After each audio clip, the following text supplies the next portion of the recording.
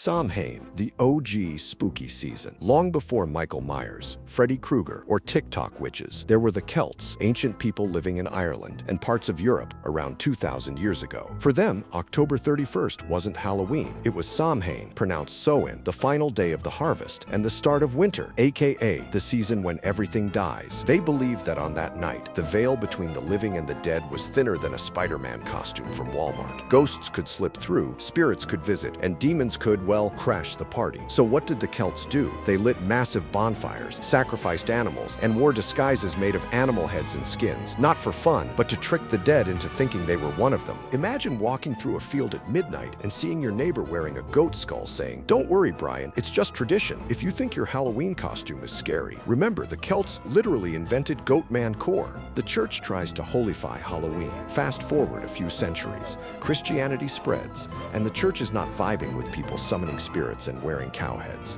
So Pope Gregory III says, all right, new plan. November 1st will be All Saints' Day, also known as All Hallows' Day. We'll honor the saints, pray for the dead, and maybe stop burning sheep. And just like that, October 31st became All Hallows' Eve, which eventually got slurred into Halloween. It was basically the church saying, fine, you can keep your party, just add Jesus to it. Halloween went from pagan horror night to holy light night, and somehow ended up with kids dressed as Spider-Man asking for candy. Trick-or-treating, the first DoorDash. During the Middle Ages, things got weird again. Poor villagers would go door to door on All Hallows' Eve asking for soul cakes, little pastries given in exchange for prayers for the dead. So yeah, the original trick-or-treaters weren't kids. They were broke adults doing spiritual Uber Eats. People also started wearing masks to avoid being recognized by spirits, which is basically what we still do, except now it's to avoid exes or the IRS. Imagine if today's kids knocked and said, one prayer for one cupcake. That's medieval monetization right there. Pumpkins, ghosts, and the legend of Jack. Now let's talk about the pumpkin, the superstar of Halloween. Back in Ireland, folks carved turnips with scary faces to ward off evil spirits. The story goes that there was a man named Stingy Jack, a drunk trickster who even fooled the devil himself. When he died, neither heaven nor hell wanted him, so his soul wandered the earth forever with only a glowing coal inside a carved turnip to light his way. That's where we get the name Jack-o'-lantern. When Irish immigrants came to America, they found pumpkins, bigger, brighter, and way easier to carve. And boom, turnips out, pumpkins in. The rebrand was a success. The original jack-o'-lantern wasn't cute. It was a cursed ghost pumpkin powered by eternal regret. Halloween comes to America. When Irish and Scottish immigrants brought Halloween to the US in the 1800s, Americans looked around and said, wait, free candy and fire rituals? We're in. But it took a while for Halloween to become the family-friendly event we know. In the early 1900s, it was mostly about parties, ghost stories, and pranks, like tipping over outhouses. By the 1950s, candy companies saw the opportunity and said, what if we turn this ancient pagan festival into a sugar economy? And just like that, trick-or-treating became corporate. Samhain died, and Snickers was born. Somewhere, a Celtic priest is screaming, I didn't summon demons for this.